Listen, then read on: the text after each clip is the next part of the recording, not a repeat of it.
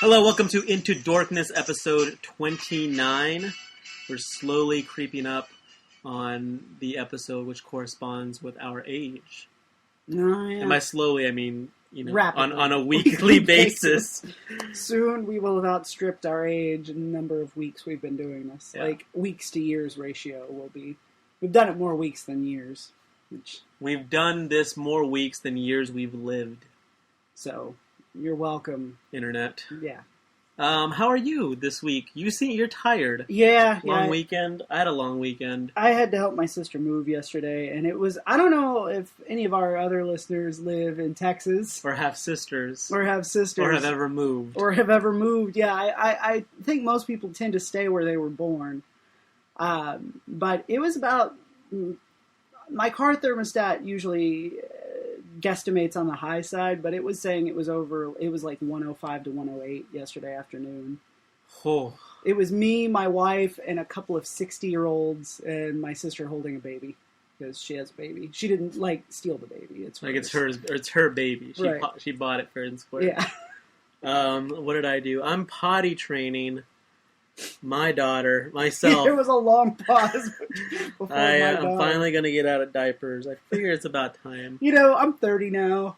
My little one is in the process of potty training, and was that rough? We did essentially what we did. What's kind of known as a naked weekend. She wasn't completely naked. I had her, in regular tuxedo top, tuxedo top. Cummerbund, and no slacks.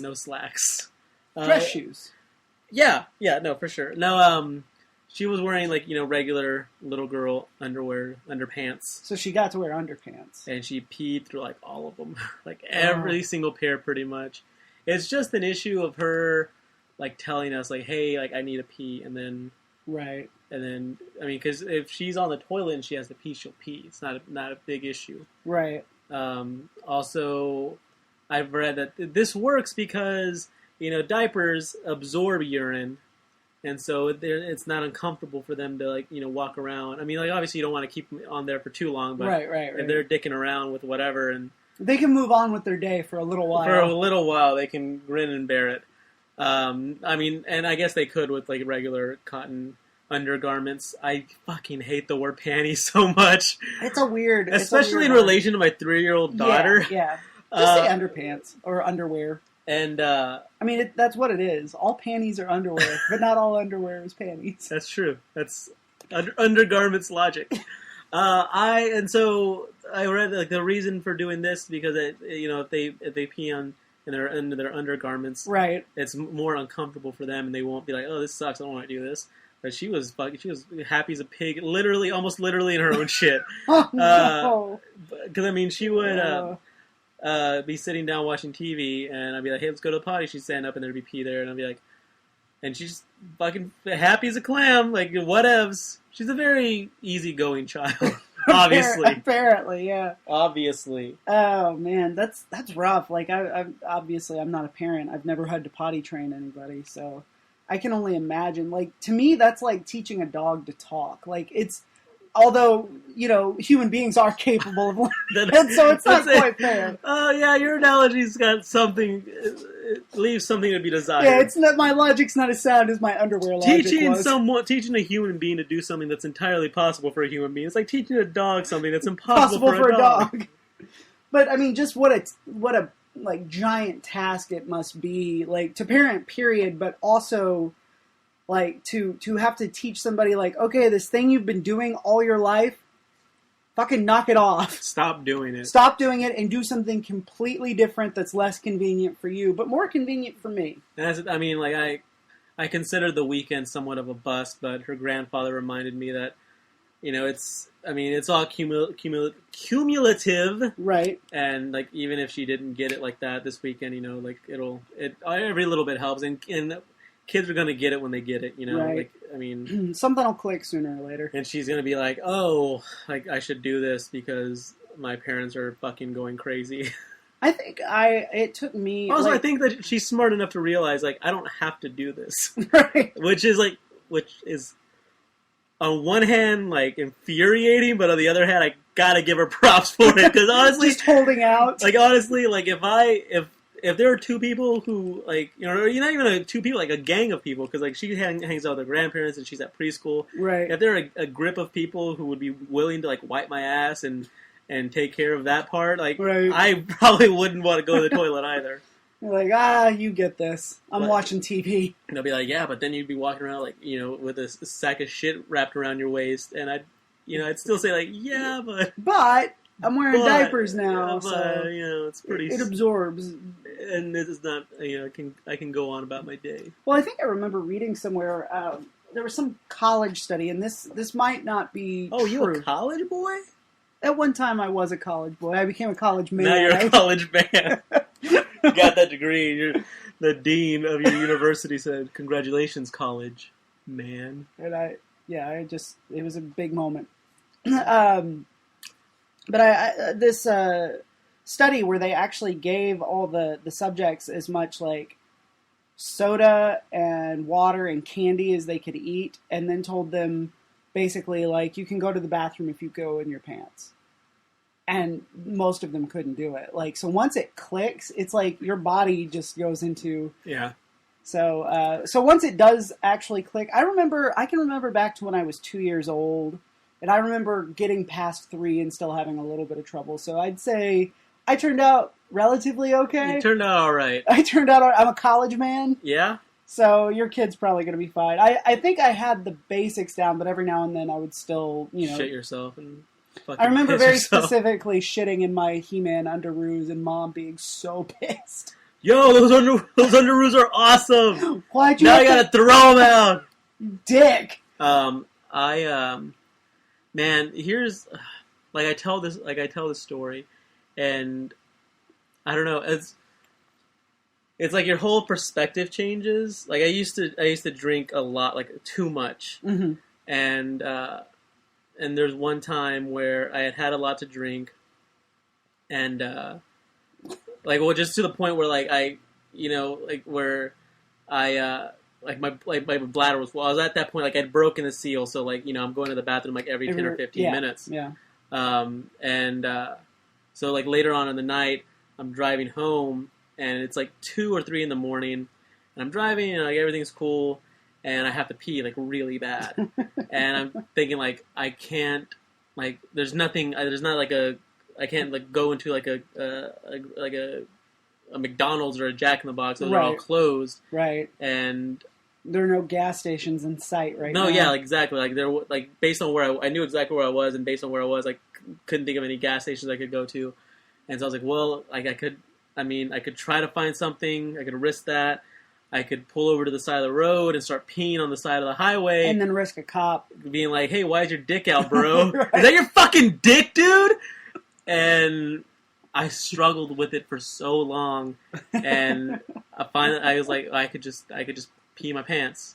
I could just drive home and pee my pants, and that's what you did. And that's what I did. Now, and it took a while to come to terms with it. Yeah, like beforehand or afterwards. Like once you'd made the decision, being like, okay, this is happening. No, like beforehand, like you actually decide like I'm going to do this, and I figured I would just like squirt out a little, just to ease the pressure, just to get my back off the wall. And but no, man. Once you broke the seal again. Yeah. Once you like crack a dam, it's gonna get bigger and bigger, and then it's finally everything's gonna come out. Now, so I assume the car seat was soaked. Yeah. So what'd you do about that? As soon as I got home, I made my wife clean it up. I was like, "Hey, babe, I pissed in my car. Take care of it." No, I got blankets and not blankets. I got towels. And basically try to sop it up as much as I could. Right. And I think I just left them there overnight. Like sprayed it with like Febreze, like sprayed the hell out of it with Febreze, and just use a couple of towels to sop it up, and then a couple other towels to dry it off. Right. Not too much worse for wear. My car stinks today. I think I didn't pee in it, but I think just hauling myself and my wife around in it, like neither of us had a chance to shower before we helped my sister move. I think just having two sweaty people in there who hadn't showered, no deodorant, nothing. Basically jumped out of bed and ran across, the Metroplex. I don't know if that'll just naturally air out or if I'm going to need to, like, Febreze it or what. This is a Star Trek podcast, kind of. Also, let's gross out the audience in the first 10 minutes podcast.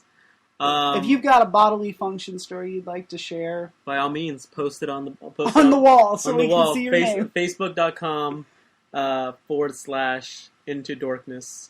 Or you can email us an anonymous email. Yeah, we won't give your identity away. Maybe you should set up a dummy account. Yeah, definitely.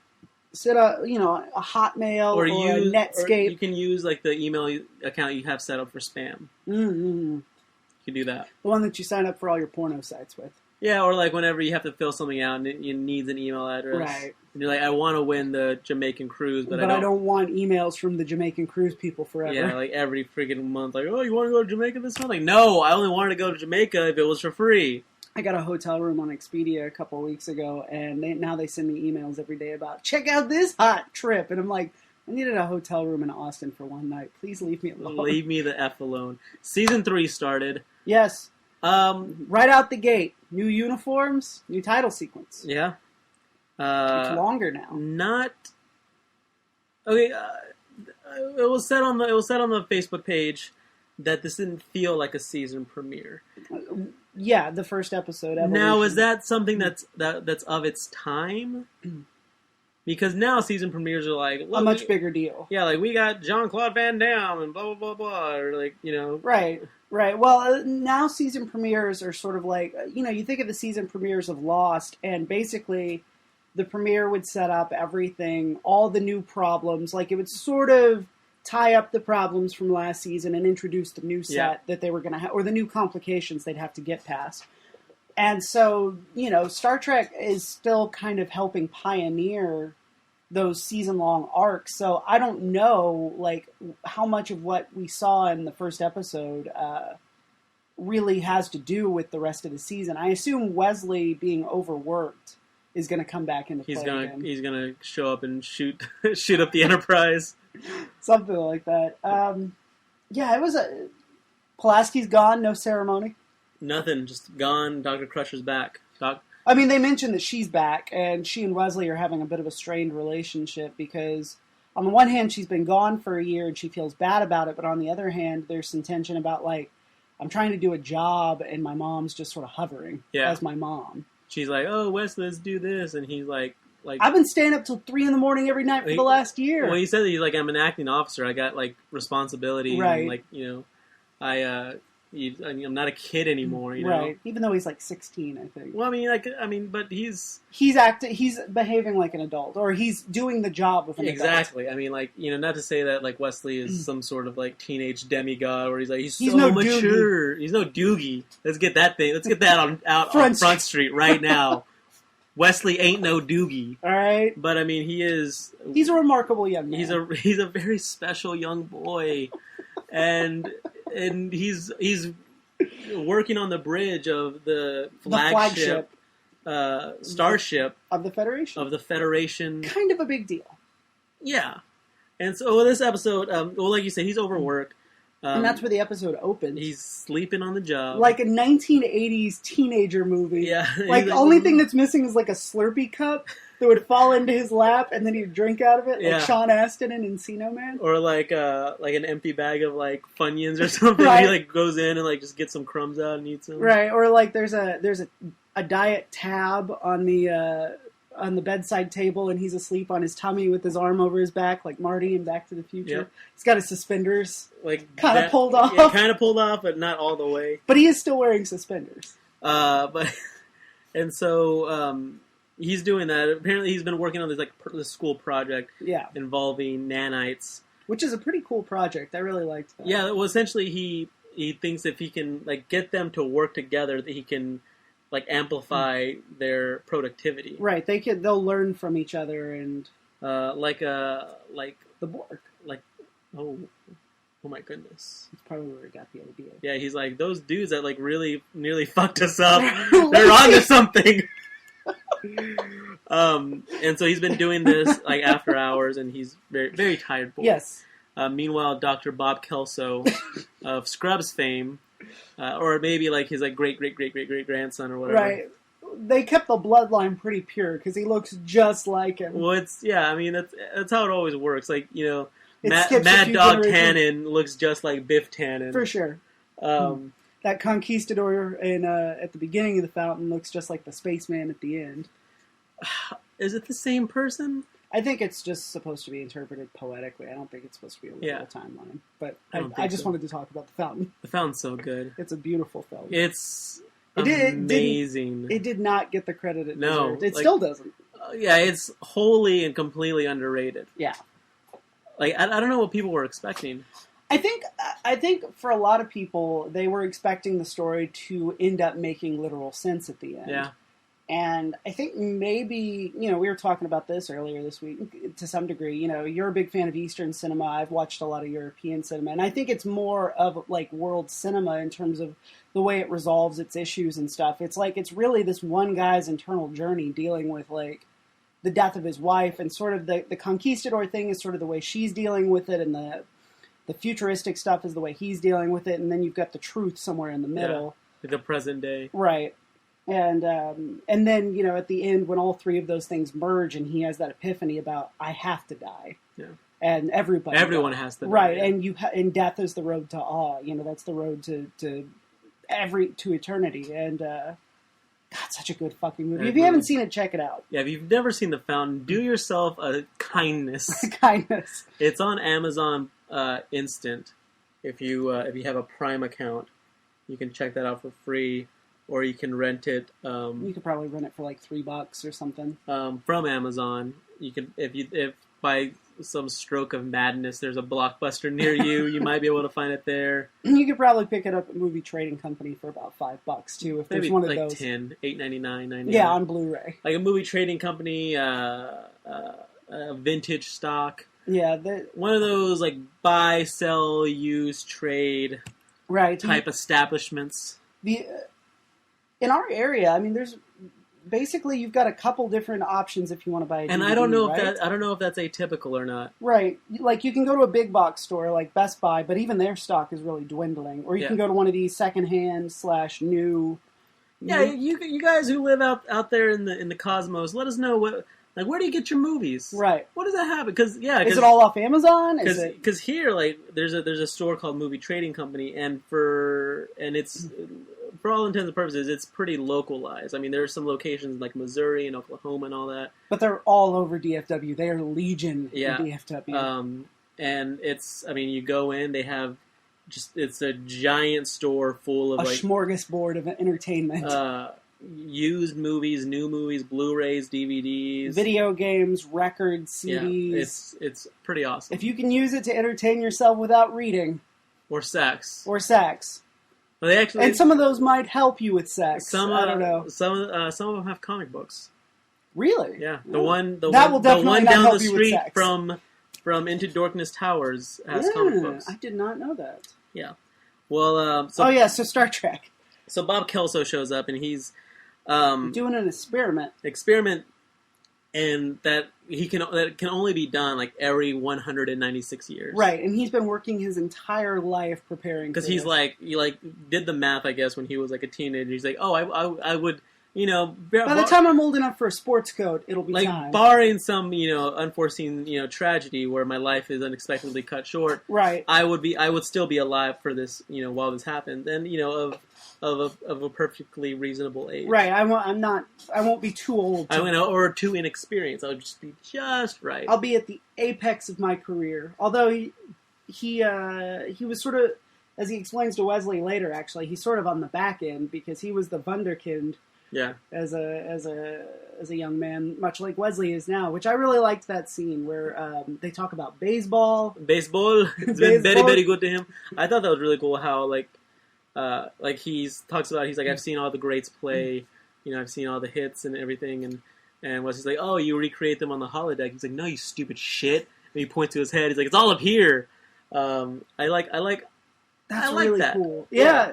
The fact that he exercises his brain that way. He's like, I memorize the stats, and I play them in my head. And there's a shot of him, like he's just laying down, his eyes are closed, and the lights are dim. You can hear like what's going on in his head. Mm-hmm. Like it's basically like a play-by-play of the game. You hear like the crack of the bat, and baseball's a lot of fun to watch. Like a lot of people say it's boring to watch on TV. I've come to enjoy it. It is truly America's pastime. Although I love the line he had about it was abandoned by America for fast food and faster games, and I think it really has been in large part. Like it's not at least I don't know. I may have a skewed vision of it because I live in Texas where football is king. Football is God. It kind of is. And here's the thing: like football is just as goddamn slow as baseball. Is it? Well, it's because the plays only last a couple seconds. Like there's sound and fury, and then they have to stop, reset, go again. Yeah, pretty much. And it's like. It's basically like fucking and then being told to stop like every 10 seconds. Yes. Like you're just starting to work up exactly what it's like. A good head of steam, and then it's like, oh, no. Mm-mm. And then I guess, I mean... Like that episode of Portlandia we were watching the other night where, what was the word? Fred Armisen, you remember, what's her name's wearing the fake goatee, and he's dressed as a woman, obviously. Cacao, yeah. It's like that. Cacao, which are... they're like South American, like cocoa beans, kind of like chocolate things. That's where South American chocolate comes from. Yes. So anyway, what happens? I really love because these nanites escape, and they start playing havoc. Basically, if you've ever owned a Windows PC, yeah, and it went to a porn site, and it started going crazy. That's what happens to the Enterprise. And it gets to the point where they won't be able to help his name is Dr. Stubbs, Kelso. With that, they can't safely do anything. Yeah, basically, they can't launch the probe, I guess. And he's like super bummed out about it. And he has this great line. He says something like experiment 196 years in the making, like delayed due to rain. Baseball, bringing it back. Bringing it back to baseball. Who wrote this one? And Wesley has a conversation with Guinan, who he's setting traps for the nanites, as you do. And she's like, I keep a clean place, and he explains to her, and she's like, look, kid, look, Dr. Frankenstein. Yeah, he's like, oh, I knew a doctor like that. It goes by the name Frankenstein. Wait, you knew a fictional character? Guinan, I don't understand you sometimes. Where are you from? Where are you from? Why does Q hate you so much? Tell me what's going on. Yeah. Don't keep secrets, Guinan. Secrets are no fun. Secrets hurt someone. Okay. Guinan's great. She is. What I like, and here's the thing about that. Yes. When was Frankenstein written? When was the modern Prometheus written? I think it was... Is it Frankenstein or the modern Prometheus? Yeah. Like the 1500s, 1600s? 1600s, I think. 1692? Wait, I think it was in the 1800s. Hang on. Was it 1487 that it was written? 1492. January 1st, 1818. Okay, so... Early 19th century. Early 19th century, so...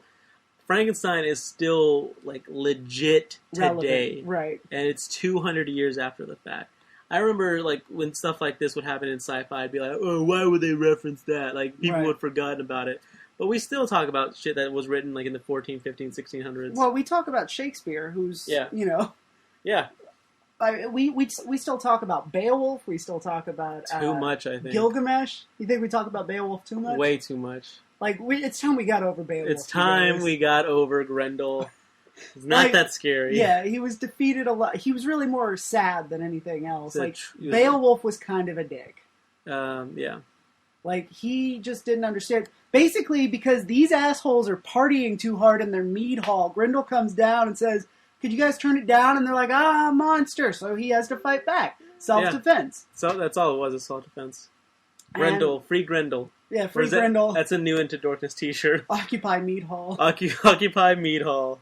Hashtag Occupy Mead Hall. And so they Wesley, like, comes clean. He's like, hey, I was in there doing experiments like an idiot. And they got loose. And Picard doesn't lose his cool. No, he was just like, how do we fix it? Yeah, Well, I think he's mostly like concerned about like getting it just fixed. Right, because like, he's like, I have no time to yell at you. Well, also, I mean, it's like finding out that your kid is really, really brilliant. You know, it's like, this is an amazing experiment. It just went a little awry because he's too smart for his own good. It's a sconch. And so they let the nanites infect Data. That's right. Well, first, Kelso shoots a bunch of them, right? Well, yeah, he wants them exterminated. He's like, these are just like regular... It's a virus! It's like, they're just bugs. And what do you do when you call bugs? We have bugs. You call it exterminator. You take some antibiotics and then the warts go away. All right. And then everyone's like, what? And he's like, you call them exterminator. They're bugs. Bugs. Baseball. Bugs. Baseball. Fast food. Faster cars. Bob Kelso. And so... Data like voices them, and they're like, "Why do you attack us?" And he's like, "Because Picard's like, you attacked us first. Like we were just chilling out, doing our own thing. And we needed food. Your stuff was food." And he's like, "Well, you're gonna kill us." Well, and basically, they're like, "Get us off this fucking ship." And they're like, "Okay, fine." Like, well, they contact a planet. They're like, "Hey, can these fools live on this planet?" And they're like, "Well, it's the planet where the experiment was going to be, right? It was the like, Cavis Alpha 5." Yeah. So. And Kelso helps it happen, which is a nice move after an entire episode of being kind of a dick. Yeah. So yeah, they go to and so at the end, there's a nice moment at the end with Mama and Baby Boy Crusher, and he's like, "This is all my fault, Mom," and she's like, "It's okay," and then he's like, "So I guess this is growing up," and then that Blink-182 song plays, and then credits. Well, she sees him with a girl. And she's like, who is that bitch? Well, she starts off, she's like, hey, that's really a good thing. Great. She's in 10 Forward, and she's talking about Wesley and how he's, growing up. A boy and yet a man. And Wesley walks in with some girl, and she's like, oh, and he's with a girl, and that's positive and good. What the fuck do you know about her? Like, who is she? I will kill her. Bum, bum, bum, ba-da-ba. That was the Green Ranger, that's the tune he used to summon the Dragon Zord. Yeah, it's, his dragon flute / dagger. Yeah. Oh, man, that's right. And there's a similar trumpety kind of quality. Alright, Ensigns of Command. Yeah, kind of lame opener. There were some neat ideas that got thrown around, but it doesn't feel like it feels like a middle season, kind of like between bigger episodes kind of episode. I enjoy the Ensigns of Command. It was good. A whole lot. We got the cold open. Data is, he's playing with a string quartet. But the other one's like, you don't play with any soul, man. You ain't got no soul, brother. Well, he also, he's like, it's totally gonna suck. You guys shouldn't have come. Yeah. I'm a robot, so I'm not gonna be good at it. Like, I can do it, with technical precision, but, I don't have a soul, so obviously it's gonna be heartless. Boo. The way a serial killer would play. Exactly. It's like, he plays the same way as Richard Ramirez. So the Enterprise gets his message from planet Shellyak, and from the Shellyak. Yeah, the Shellyak are like, hey, who no one's heard from them for like 100 years. Right, they negotiated a treaty and went their separate ways. The Shellyak are like, you have humans on this planet, and that planet's ours according to the treaty, and we got a move-in date, and we signed a lease, and they need to get the fuck out, or we're gonna blow them up. Boom! Riker thinks it's a foolie. Because there shouldn't be any people. Yeah, because the planet's uninhabitable. What's going on? Picard says, well, I mean, they haven't said anything for 100 years. Like, they wouldn't just pop up and be like, oh, hey, there's people there. Like, prank! Fuck you guys. You've been punked. Ashton Kutcher comes out with, a trucker hat, and he's like, I fuck 40-year-olds. And star in Steve Jobs movies, and, spit real talk at the Nickelodeon Teen's Choice Awards. I'm all over the map! You don't know what the fuck I'm doing! So they head down to the planet. They send Data down there because they're like, well, Picard's like, for sure, you're right, Riker. It should be uninhabitable, so let's send the robot. Right, well, Data's the only one who can survive it. And so he meets up with a couple dudes.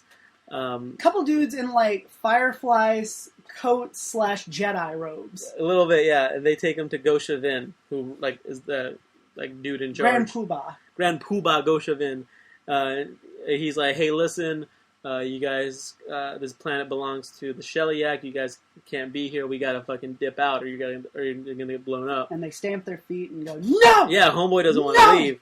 And he's like, look at all this cool stuff we built. We can't leave. Look at this fucking aqueduct, man. That took generations. We adapted to this. And they never really explain how they adapted to the radiation, do they? They just say that they adapted. That somehow, after generations of mutant babies being born with 3 heads and shit, finally some relatively they figured norms. it out. Yeah.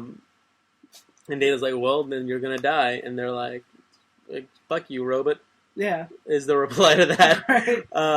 And so Data ends up running into a robot friendly. Her name is Adrienne Mackenzie. Right. And she's all like, oh my god, like, you're so dope. Like, you're like the dopest android I've ever seen. Yep. And they're like, how many androids have you seen? And she's like, well, he's the first one. And but you're still pretty dope. But she's like, what? Like, she's like asking him like all these questions. He's like, I would love to answer them, but I've got a mission to do. Well, he says, I don't have time to answer 1 million questions. Yeah, she's like, I have 1 million questions for you. And he takes it literally because he's a child. Because he's a walking calculator, right. as old Goshi was said. Right, now that's interesting that calculators are still a thing because, like, except for like a TI-83, like, a calculator is just something on your phone at this point, right? Yeah. Unless you need a graphing calculator for college math. Yeah, I guess so. But, I mean, well, maybe they had like primitive calculators during the first couple generations where they're building the aqueduct. I don't know. Whatever. But yeah, old Goshi calls him a walking calculator. And somewhere across the galaxy, unknown to her why, Pulaski smiles. From the old folks' retirement home. So Picard hails a Shellyak. They say, like, why do you contact us? Conversation is neither required or desired. And I'm like, damn, that's fucking cold-blooded. And Picard's like, look, we need 3 weeks to get these fools off. Our transporters don't work, and the closest ships that can transport them are 3 weeks out. And so, because they're like, we need them out by like Thursday, and they're like, we need 3 weeks. Like, come on, cut us some slack. And they're like, no, contract says blah blah blah. Yeah, they're like, eat shit and die, and like hang up on him essentially, just like click. And he's just like, no. They're like, no, you can't have 3 weeks. Also, let us know if this sounds like a phone hanging up, and they hang up. And so everyone's trying to figure out the problem. Goshi is like, he calls a meeting, and Arjun is like, tells Data, like, you need to go to that meeting, you get to state your case, you know. Right. Here's the smoocher. Mwah. Don't they decide to do reverse psychology, right? Data That's does. later. Yeah, Data does. And Data's already called Riker at this point and said, like, I don't know what to do. And Riker's been like, look, I'm not there. You've got to figure it out. And Riker's saying a lot of that this week because Cole Meany's character, O'Brien and Geordi are summoned in, and Riker's like, we got a job for you, and I don't want to hear the words, it's impossible. And they're like, what's the job? You have to get the transporters working. And Geordi goes, that's him. All right.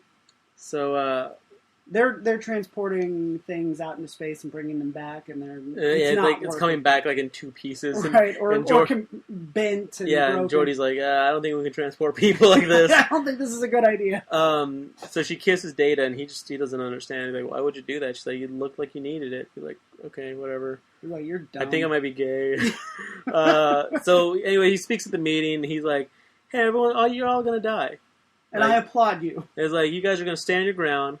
Die an honorable death. Bully for you. We'll sing your praises. We'll see. Songs will be sung of you. But ballads. You will sing them. And Goshi's like, he's like, shut up.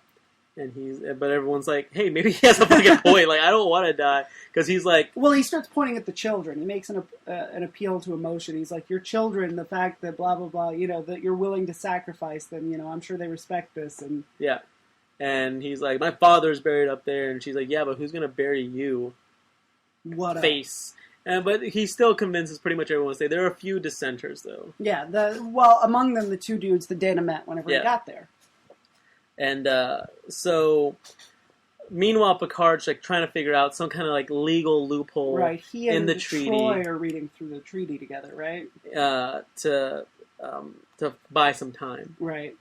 He finds out that he can call for a face-to-face meeting, like a consultation with a third-party arbitrator, like a third-party mediator. Right. And the Shellyak, they basically have to eat crow and accept. They're like, because Picard's like, it says right here, and they're like, let us analyze it. It's like, you have your meeting. Fuck. Fuck. And then Picard is all like, I pick the Griselas, who, adorably enough, are hibernating for 6 months like ancient Earth's grizzly bears once did before the atomic bear horror. And so... That's like my band. The atomic bear horror? Yeah, that's good. Actually, I'm going to start based on... I don't know what I was watching. We're watching like Discovery Planet, Discovery Channel, North America. Like it's a series about about the North American continent. Exactly. And at one point, someone said, one of the narrators like blah blah blah, like these thirsty troublemakers. And I was like, that's the name of my country band, Sergio Hernandez and the Thirsty Troublemakers. That's a good one. And also the first album, also named by that same narrator, Prairie Dog Dance Party. So they're coming out of their sleep coma in 6 months, and it's like, so we can either wait until then to negotiate, or you can give us 3 weeks now, and we call it even Stevens. And they're like, fuck you, you got your 3 weeks. And they're like, no way, Jose. And Picard's like, we won't give you 3 weeks. We need to get these fools out now. And Picard's like, all right, we'll wait for the Bears, and hangs up on him before the Shellyak could say anything. Well, doesn't he say I declare the treaty like in violation or something, and then hang up? Well, no, he's like, well, then I call for the meeting. Like, okay. It essentially says like, we'll wait for the Bears to wake up. And the Shellяк's like, wait, I click. Tell me if this is a phone hanging. And this is like a phone. And then Riker says, you enjoyed that. And Picard says, you're damn right. And then the Shellyak starts calling them, which before it was always like a one-way street with the Enterprise calling them. And the Shellяк's calling them.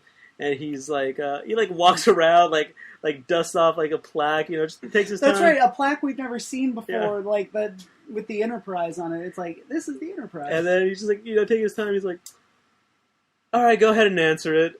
And then the Shellяк's like, all right, fine, like, we'll... You have your 3 weeks. You have your 3 weeks. But meanwhile on the planet, obviously we still got to get these people off. For sure. Goshevin has electrocuted Data, like the asshole he is. Yeah, well, they were having a secret meeting. Yeah. To try and figure out, like, okay, well, the dissenters can leave at least, and Goshevin's welcome to stay here and die. And he shows up and he's like, zap! Arjuin... Where's your god now? Curses him something good. Yeah.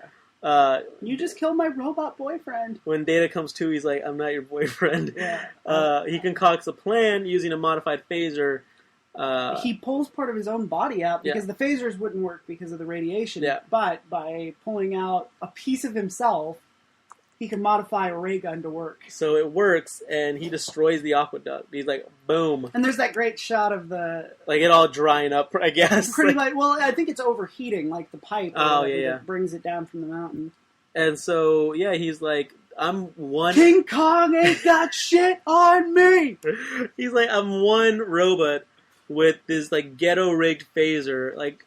and I fucked your world up just now. Imagine what the Shellyak are going to do. Like, there are however many of them, and they are, and trust me, they are badasses. They will not need to come down to the planet. They can obliterate you from orbit. Yeah. You won't even see them coming. And old Goshi finally relents. He's like, fine, we'll leave. Fine, you fucking ruined my aqueduct. I got no choice. And so, Data having accomplished his mission, he's going back to the Enterprise, and Arjuin is like, hey, do you like me? Like, do you like me like me? He's like, no, like, I'm a robot. I don't like anyone. I'm a robot, baby. I can't like anyone. Yeah, right. And he kisses her, and she's like, what was that for? And he's like, you're sending mixed signals, Data. He's like, it looked like you needed it. And she's like, you are a robot. Then he goes back on the Enterprise, and Picard, he's like, hey, I listened to a recording of your string quartet performance. Like, there's some feeling there, man. There's some emotion. And he's like, I've had to tell, I don't know, how many times do I have to tell you, motherfuckers? I had to tell some freaking robot crazy girl down on the planet, I'm a robot. I have no feelings. And Picard's like, bullshit. I can't get into heaven. Could he get into heaven? Could he get into robot heaven? Oh, for sure. Robot heaven, yeah. He's a good robot. Yeah, separate but equal, right? Like, the robots... From who's a bad robot? The T-800 from Terminator. The Cylons in Battlestar Galactica. Yeah, Although they're a little more complicated. Who is a true bad robot? The T-800. T-800 from the Terminator or but the even T-1000. he is only going according to his programming. Well, See, is there such a thing as a bad robot? Is there really a bad dog or just bad owners? They're bad dogs. There are also bad robots then, I guess. Yeah. If there are bad dogs, there have to be bad robots. I don't know. Again, my logic is sound. No. Because a robot behaves according to its programming, unless they're given free will. Like Bilbo Baggins in Alien. Oh, yeah. I saw Alien for the first time this weekend. How'd you like it? I liked it. Isn't it cool? Yeah. It's very... atmospheric. Yeah, for sure. And I caught the first half of Aliens, not Aliens 2. Which is a roller coaster. As that jackass video store clerk in Hobbs, New Mexico. Have we told that story? I don't know if we have. If we have, apologies. I'm going to tell it again.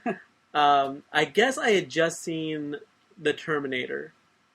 This would have been in like 90 or 91. So it's before Terminator 2 came out. Before Terminator 2. And you're one of those rare kids who saw the first one first. Or maybe most of us saw part 2 because it came out when we were kids. We were like, "Holy shit!" Or maybe it was right after part 2. Okay. Or I don't remember. It doesn't matter. It does not matter. I saw the Terminator, and I caught wind. I mean, obviously this is before the Monster Web, before IMDb, and so you had to fucking work for shit. I had somehow found out that the guy who did the guy who did Terminator, he did the second Aliens movie. And you're like, what? And I'm like, oh shit, I want to watch that. Like, that guy makes movies real good. Right. Didn't really have a strong grasp of the English language at that point. Just a child. And so we had a Showtime video. I don't even remember. It was like a small chain that got bought up by, well, not small, but it was like a regional chain that got bought up by Blockbuster. And we had a grocery store that had a video section. And so I called the grocery store, and I asked them, hey, do you guys have Aliens 2? And the fucking teenage asshole clerk, there is no Aliens 2. Right. And as like an 8-9-year-old kid, I'm like, are you sure? Like, there's a second Alien. They made the movie Aliens, and there's a second one. It's called Aliens 2. He's like, no, there is no Aliens 2. I was like, okay, well, thanks. Fucking asshole. And so until I realized to go with Alien and Aliens, fucking asshole. Really? I wonder what he's up to. What if it's one of our listeners? Oh, shit. I don't know. You gotta think that guy hung up and thought, like, fuck yeah. You're like, sick bird. I'm sick of all these ignorant motherfuckers coming in to rent videos. Someday I'm gonna quit this Kroger. It was, I want to say it was this Safeway. It was a Jewel Osco. I don't even know what that is. Yeah. I gotta get out and see the world. You Clearly. do. Obviously. There's some you don't know about Showtime? You don't know about Jewel Osco? Come on. We had this other place. It was called The Box. And it was a huge grocery store. What was in the box? Groceries. No, Gwyneth Paltrow's head. Not at that point, no. Okay. That came later. The survivors, Delta Rana 4 sends a distress signal, and the Enterprise answers it, and they're like, okay, what's going on? Like, everything's gone except for, like, this one house. Like, everything around it is, like, destroyed. But there's this one perfect patch of house and grass and stuff. So they head to the house. This is a real Twilight Zone kind of... A little bit, yeah. Riker gets scooped up by like, one of the like old-fashioned like Boy Scouts traps. Yeah, like the one Homer tries to fashion in that early Simpsons episode that flings the rabbit across the forest. Like, you have like the rope. How does that even, like, you have to have someone like... There's some sort of spring trap that basically once you step inside it, it like pulls you up. Or something. Like, you have to trigger it somehow because it's something pulled... I don't know, man. Ask a scientist. Ask Wesley Crusher. Ask a Boy Scout. Ask Captain Kirk. He could probably fashion something absolutely. like that. He gets caught in that. He's, like, hanging upside down. That's a fun moment. And then Kevin and, like, Rashad... Fucking Kevin. Uxbridge, they roll up, and they're like, K the F. Mm-hmm. And Data's like, oh, he identifies them to the rest of the crew. He's like, oh, this is Kevin. That's Kevin. That's his wife. And they are around. They are from here, and they were alive at this point. And Riker's like, look, like there was an attack on this planet. You survived, only you, for some reason. Can I come into the house? I like your house. Yeah, it's like, can we have some tea and tea and crumpets, some Kevin's lemonade? like, fucking no. And he's like, fucking why? And then his wife is like, no, let them in, they're fine. Yeah. Meanwhile, and they get inside, and apparently Kevin had a fake gun that he was like, that's what he was like packing, and he was like, get out of here. And Worf thinks it was pretty badass. It's pretty ballsy. He says like, oh, it took some gall, and he's like, what he meant to say was balls. And he's like, Kevin says something, and Worf's like, I appreciate gall, something like that. Yeah. So the lady shows Data a music box, and the melody seems to haunt Troy to her very core. Yeah, it really does. Like, she starts crying and going crazy. Well, like, is she on the planet with them at this point, or does No, she just hear it in space? She hears it in space, and Which is crazy. And she can't stop. It just goes over and over in her head. She can't get it out of her head, and she eventually nearly goes like batshit crazy. Right. And then all of a sudden, this like giant, heavily armed ship pops out of nowhere. One that they don't really recognize. And it won't answer the Enterprise's hail. They're like, hey guys, who are you? And they won't pick up. Right. And then the ship like bolts out, and then Picard's like, let's chase it. And it outruns it, and Picard's like, F this, like, I'm going to go talk to those olds about what's going on. And so Troy's going crazy. Dr. Crusher has to sedate her, but I guess like her brain is still operating at that frequency that the music box created. And so like she's not like thrashing about like going crazy, but like, she's still in this weird hypnotic state. And so Crusher's like, I recommend a coma. You got to put her in a coma, dude. I recommend a coma. Star Trek in the Darkness. And then that ship is back. The big ship is back. Yep. It fires upon the Enterprise and like seriously like, fucks it up. And then it fires on the planet, doesn't it? Not yet. Oh, okay. The Enterprise fires back, but it's like a baby like smacking a gorilla. Right. But doesn't Picard say like, let's raise our voice a little? Yeah. And that's a great line. And then after the giant ship attacks again, Picard has no chance, no choice but to order an evacuation because it can't take another hit like that. And so Picard dips back onto the planet to figure out what's going on. The Uxbridges are like, "Fuck you! Like we don't know what you're talking about. Like just leave us alone. We just want to be left in peace." Right. And then the giant ship then orbits the planet and then just starts destroying everything. Mm-hmm. That's when that happens. Right. The house, the olds, everything. That last little patch of green. Gone. And then the Enterprise is like, oh shit, like it fires again, and then like easily destroyed, like this, like it just vanishes. Yeah, like the first photon. It's like Han Solo taking a shot at the probe droid in Empire. Yeah, just right. And Picard's like, hold up, wait a minute. I know we're good, but put a little love in it. Like, what the fuck is going on? Picard then tells Riker he's working on a hunch. And that there was only one survivor, not two. And because Riker's like, what are you doing? What's going on? He's like, I got a gut feeling. I'm the captain. Call me Will I Am because I got a feeling. and then all of a sudden the house is back, and so are the Uxbridges. They're back too. And so Picard's like, bring them on board, and he's like, are you sure? Like they might not want to come aboard our ship. He's like, just fucking bring them. Right. And so they get onto the bridge, and Picard's like, the jig is up. And essentially, like, he's like, dude, something's up. We know something's up. Right. And Kevin's like, oh, I'm a Dowd, which means I'm like crazy powerful. Right. And ancient beyond all reckoning. I'm an old god. I'm one of the elder gods. The elder gods. My wife died in an alien fight. On the planet that obliterated the planet. Basically, during his travels, he met a woman and fell in love while he was pretending to be human, and basically cast off the galaxy traveling lifestyle, and basically settled down with her, pretended to age with her and everything, and and then when the aliens came, the ones in the real version of that ship came, she joined the fight and was killed. Yeah, and he got super pissed. Smoked them all. Smoked not just the ones in the sky, but all of them in the galaxy. Yeah. Like he committed genocide. Yeah. With a thought. And recreated her essentially in so they can like it's like, and as soon as Picard says it, she pops out of existence. Yeah. And he's like, oh, also I made Troy go like psychobilly nuts.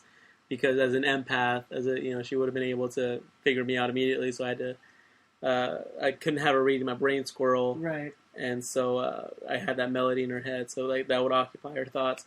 Sorry about that. I'll remove that now. Right. Well, he runs off like an angry kid at that point. But that's before he admits that he committed genocide and everything. And he's like, my crime is too great. And Picard's like, none of us are. We don't have laws for a crime. Yeah, like he's like, this is sort of out of Starfleet's jurisdiction, so I guess just go back to your home or your planet, make up a wife again, and we'll just let you chill. Yeah, I guess have fun forever. Bye. And the Enterprise just sort of half-heartedly drifts away. See you later. Credits. So I like that episode a little bit. It was pretty good. Well, it was okay. Let's put it that way. It didn't hurt to watch. There was no code of honor. I'm going to eat a Warhead Extreme Sour Hard Candy Watermelon. Let's see how it... Artificial. I've got a video of you eating... 5 warheads. Warhead challenge. Yeah, Warhead challenge, which wasn't a challenge for you. The lemons are the worst. And by worst, I mean like Australia's worst serial killer. Worst. Did we talk about that on the show? I think that was before we started recording. Australia's worst serial killer. Our last episode this week. Who watches The Watchers? Mm-hmm. So there's this Vulcan-like planet. It's like a proto-Vulcan race. I mean, how many fucking offshoots of this race are there? Well, I mean, you got the Vulcans, Romulans, you got these motherfuckers. Luckily, they speak English. Luckily. King's English. Which, right away, I'm like, couldn't they have at least said something like, oh, we're using a special universal translator so that because doesn't the TARDIS have one of those? So that everybody who's on board speaks English? Mm-hmm. How's that Warhead treating you? You're pretty good. Tucking your lower jaw in like it's sour. Yeah, it's still a little sour, but it's still good.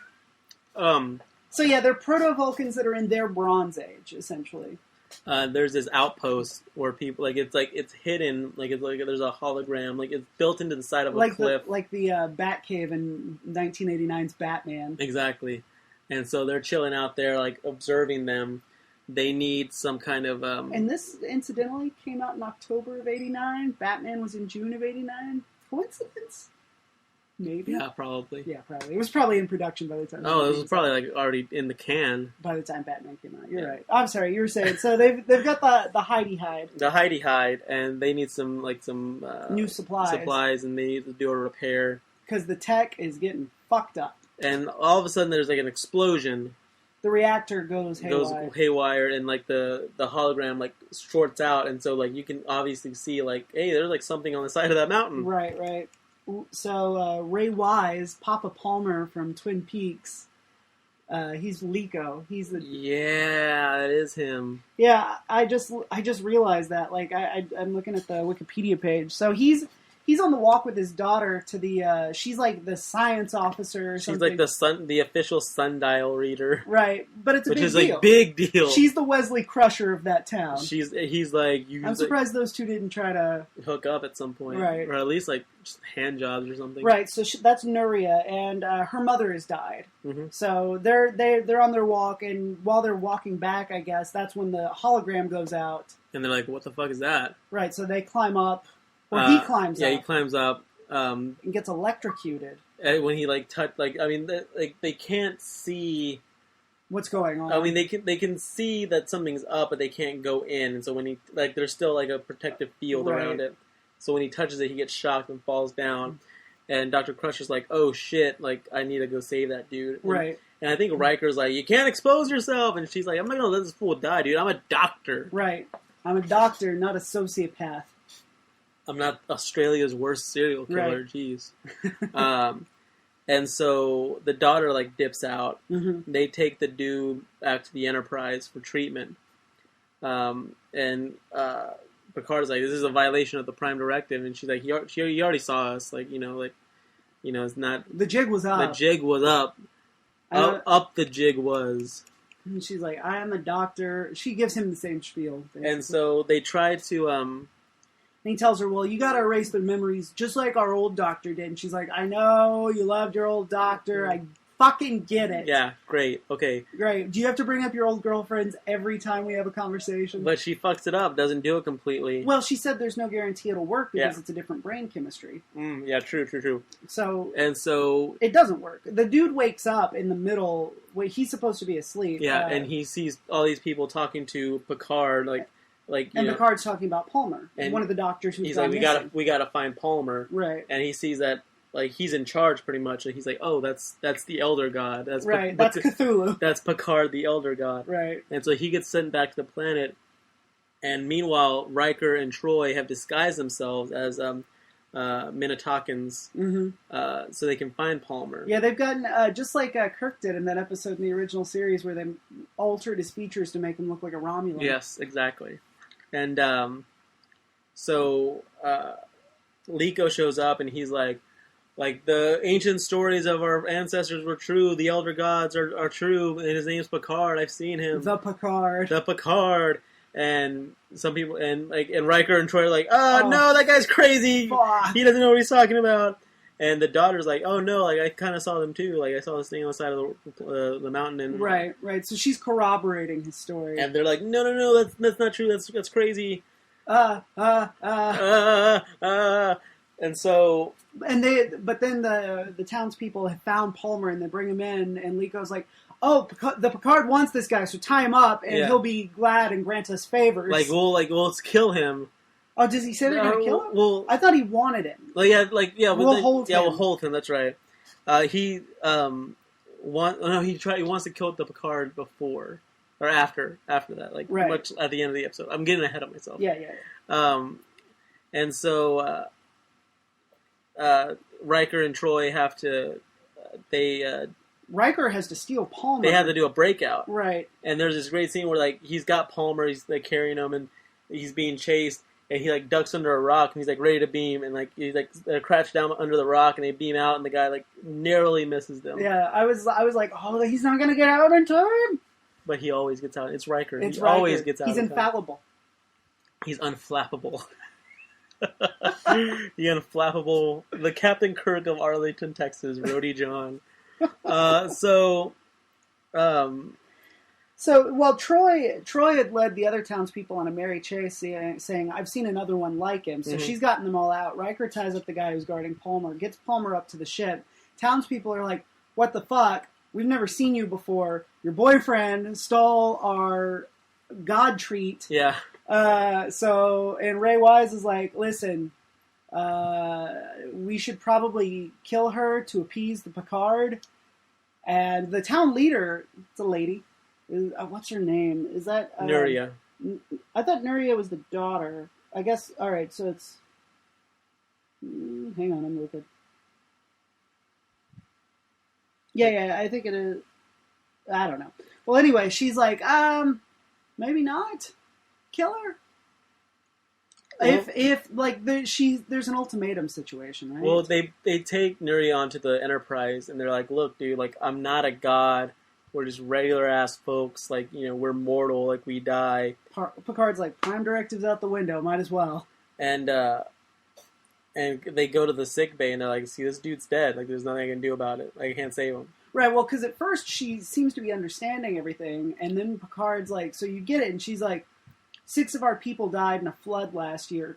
Some of them children. Will you please bring them back? And he's like, oh, Jesus Christ.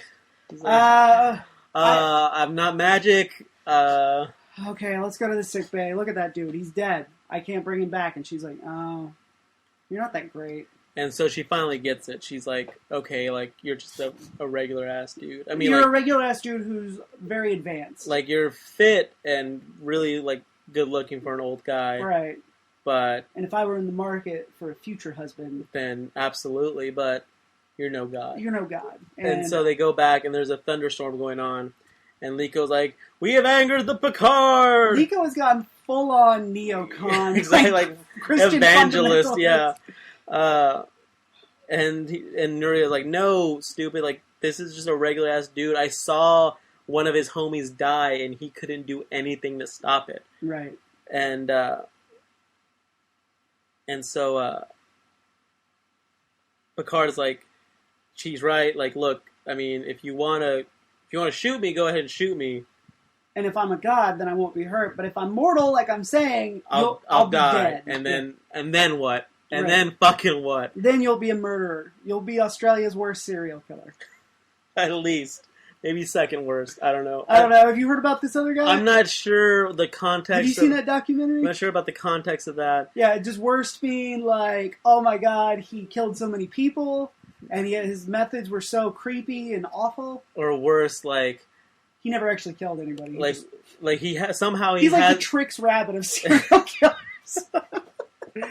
And so... I'm really pleased by my own joke. And so, Liko does shoot, but his daughter, like the sundial reader, is like, no! And so it grazes Picard, and he's like, look, I'm bleeding, dude. Look, what the else do you want me to say? Yeah. And at that point, he's like, I guess you're right. Yeah. And so him and Troy are able to get back to the Enterprise, and Picard's treated for his injury. At the end, he does dip back one more time, and he's like, look, we're removing the outpost. You guys can develop as your own, do your own thing. Right. We're so sorry we ever fucked with you. But Nuria's son, he's like, hey, have this sash. Thanks. That's right. Thanks, dude. Thanks. And he's like, for what? Yeah, for what? What's interesting about this episode is that it's basically about how all religion is based in superstition and misunderstanding of natural phenomena.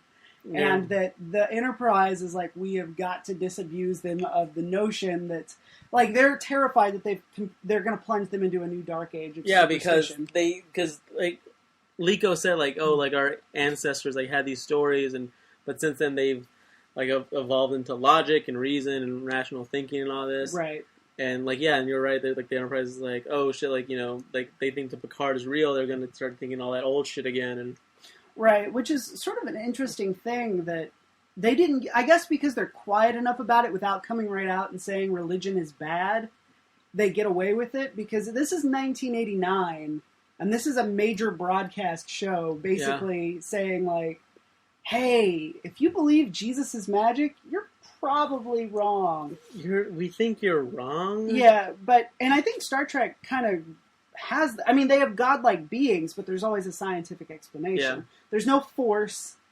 There's no, there's no Cthulhu. There might be a Cthulhu, but it's not a god. It's just a creature. Just a being. A squid alien monster. Right, that can travel the stars. Whatever. No bigs. No bigs. We have a spaceship. Whatever. I don't know. I just think that's so interesting because, and that's, I think, one of the primary things that sets it apart from Star Wars, because Star Wars points to there is a great unknown that you just have to sort of live with and come to terms with, where Star Trek's like, no, you fucking figure it out. Okay? I don't understand why you can't meet somewhere in the middle. Yeah. Yeah. I agree, because there is an unknown. There are always going to be things we don't know, and landing too hard on one side or the other is equally... Look, I know we have some atheist friends who listen to this, but atheism is as much a religion as Christianity. It's as much a leap of faith. Yeah. To say that there's nothing we don't understand. You can't... and people will say, the burden of proof, is on your side. You have to prove that something's real. Well, you can't prove that it doesn't exist. And you can't just point where is it? I don't see it. Right. You don't see air. You don't see the air that you breathe, but it's there. Yeah. It's and it may just be something we don't understand yet. I think that might be the atheism thing. Maybe the argument is more that there are things we don't know now, but we will someday eventually. Yeah. And so who knows? I don't know. I'm sort of don't really come down too hard on one side or the other, but I think I just thought it was interesting that such a, I would consider for the time, subversive message is in such a mainstream, especially during I guess this is Bush 1's administration, so it's not it's not as weird as Bush 2's administration was. I'll just put it that way. Let's just leave it at that. Right. I was talking to a good friend of the podcast, Daryl Smith Jr. Last night. Not a listener. Not a listener. But a friend. But a friend of the podcast. 5 things you can do on a personal level to make this country great. Okay. Oh, is the burden of proof on me? No, I'm just saying, like, I mean, like, you were trying to come up with a list? We came up with, one of them was volunteer. Okay. I mean, like, that, I mean, there's, I don't think there's any better way to create community, and to empathize with people who are in a different station of life. Yeah, like, than to actually see them and interact with them, form them, relationships, and understand. Yeah. Okay. 2 is we couldn't decide if it was be kind or be mindful or be nice. And the example I set on was, like, let's say, like, there's a coworker. I have a coworker, and she's, like, all about, like, Dr. Pepper. She always has a Dr. Pepper on her lunch break. Mm-hmm. And I go down to, like, the vending machines, and I see that there's one Dr. Pepper left. Being mindful would be like, hey, like, so and so, like, there's only one Dr. Pepper down there. Like, you know, you should probably hit it up now. Otherwise, you might not be there by the time your lunch runs around. Being nice would be like, hey, there's only one. I got it for you. Both are, like, equally, like, you know, like, right. You're doing them a kindness. I'd say probably to be nice, to be mindful. If somebody came up to me and said, "Hey, one Coke left," I'd be like, "Okay, man." Like, okay. But I'm also very shy, so, like, I even around people I kind of know pretty well. Like, every time we go to Austin, I'm still not quite sure that Conan and Jenny and Mary Beth want to be my friends anymore. After a weekend with Sean, oh no. And so there was that. There's also be informed on local, national, and global issues. I mean, like, read your local newspaper. Read a national paper, like like the New York Times, or like the New York Times or USA Today. I wouldn't necessarily. No, that's not really a paper. That's not really no. It's not a newspaper. And then magazines like Time or Newsweek or there you go. Last time I bought an issue of Time, it was very thin. It's about like 60, 75 pages. Maybe it's gotten fatter since I last. Oh no, maybe it's like 40 pages then. I mean, it's been a while since I bought a magazine. That's what we had so far. So that's 3? 3, yeah. We were watching like a few episodes of The Newsroom last night as well. How do you like it? I've never seen it. That's pretty good. And the first scene in the first episode. Yeah, you showed me that, and that was pretty incredible. Yeah, it's pretty awesome. If you haven't seen it, we'll link to it on the Facebook page. Do you think that there's any coming back, like, to where? I've been thinking about this a lot lately. For any society, once they've reached a certain tipping point, do you really think that there's any way back in an age of instant gratification and niche culture and sort of this continuing isolation from each other? Like, do we really have a path back, or is it just like, oh yeah, there are still some stores that sell vinyl, there are still some nice people, but it's really more the exception than the rule? Whereas you talk about the 40s, and it feels like, without having lived through it, like, that was a time when everybody was pitching in and, you know, trying to get through stuff. Does there have to be some great crisis that throws us all? So as long as we're comfortable, there's not really a way back. It's just continual decadence until somebody bombs us off the planet or we are enslaved. Well, I mean, like, think about, like, what it felt like right after 9/11. It felt like we were all on the same team for a few weeks. Yeah. And then it sort of went nuts. But for a few weeks. And I think that's because... I remember, like, you telling me, like, dude, I saw footage of, like, Congress, like, standing on like, you know, the congressmen and women standing on the steps of Congress singing, like, America the Beautiful. Right. And you're like, I got, like, choked up. Like, it was just a beautiful, like, image. Yeah, yeah. And I think it takes great leadership, too, to be able to... And that's the other thing. It's like, there used to... You know, I've been reading some stuff that was published in the 30s and 40s, right? And there's this general attitude of good will always triumph over evil, and figures in authority a lot of times can be trusted, and they're working for the general public good. And we don't have any of that trust, and we shouldn't, apparently. So, like, do you think that it's even possible to have a leadership in this country that we trust? Because the increased transparency clearly isn't stopping. Yeah. It's just increasing our awareness of it. And it's sort of a joke that, I mean, almost nothing's getting done. And it seems to be worse in the last 10... Since we've turned 18, it seems to have gotten worse and worse. Another thing, and I don't know if we have to get real. We have to get real with it, man. No, we have to get religion out of the government. Like, we can't be making laws based on any religious text. Right. Be it the Bible, the Quran, the Torah, the Dianetics. I mean, we just can't. Right. We have to make laws that are based on what's good for the people that live here. Right. Not how we feel like they should live, but what's actually going to benefit the public. But there's also this attitude of, like, how much is too much, right? Like, at what point... Because I think a lot of the worst atrocities in governmental history start from a utopian way of thinking, right? What do you mean? Well, you know, Soviet Russia, right? Well, although the people running it, right, didn't really have that. It was his idea, so he got to live in the biggest house. Broseph Stalin. Broseph Stalin. I don't know. Plato, right? The philosopher. And it's been so long since I was reading Plato, but I remember reading about him that essentially at one point there was a king or somebody who was a ruler over an area who said, like, hey, read the Republic, thought it was super. It was super. I'd really like it if you came and helped me devise the laws for this country. Like, this is your chance to put your ideas into practice, and it was a fucking disaster. So I think philosophy is a good starting place, but pragmatism, I guess, would. I kind of went different from what you were talking about. I mean, people are selfish and greedy, and the government has to take that into account. Which is one of the geniuses of the original documents that this country was started with. Yeah.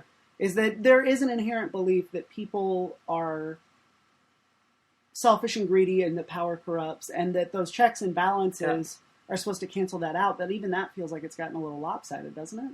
Or are those checks and balances just basically putting us at a standstill at this point? Somewhat. I mean, yeah. And I mean, George Washington said it. In his farewell address. Yeah, that he was like, "You guys can't be doing this like political party bullshit. It's going to tear the country apart," and it has. Lo and behold. And it has. I mean, I don't know. Just like what happened to the middle?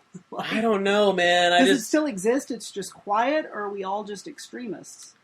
I guess you have to be. I guess for your voice to matter. And watching these Star Trek episodes, you know, and just what a hopeful... Like, the Federation is... I mean, there's conspiracy and stuff that's inside of it, but the organization as a whole is, like, incredibly benevolent and trustworthy, and it's so optimistic, and I would like to think that that's an actual future we can look forward to, but I don't know if I believe it. We'll see. We only got, another couple hundred years. 300 years, so we'll see. We will see. Next week, on episode 30, our birthday episode, because we're both 30 for the moment. Yes. We'll be discussing another 4 episodes. 4 weeks in 1989 of Star Trek: The Next Generation. Coming up next week, we have The Bonding, Booby Trap, The Enemy, and The Price. Okay. So, join us next 2 LaForge episodes, 1 Troy episode, and a guest episode. I'm still trying to figure out Troy as a character. Like, a lot of times she kind of, and I don't mean this as an insult, like, the writers seem to use her as, like, Picard's secretary, kind of, or personal assistant. Yeah. I don't know. I don't quite understand. I mean, I like the character. She's fun. I'm just trying to figure out, maybe the writers are still trying to figure out what to do with her, too. Yeah. Because the last time she had an episode focused on her, it was about how she got space raped. And her mom. Oh yeah, that's true. Yeah. But yeah, she got space raped in the first the season 2 premiere. The season 2 premiere. Premieres have been a little weird so far, yeah. Trick. You might want to look at that. Any closing thoughts? Don't let the natives see what you're doing, man. LLAP. KO. This has been an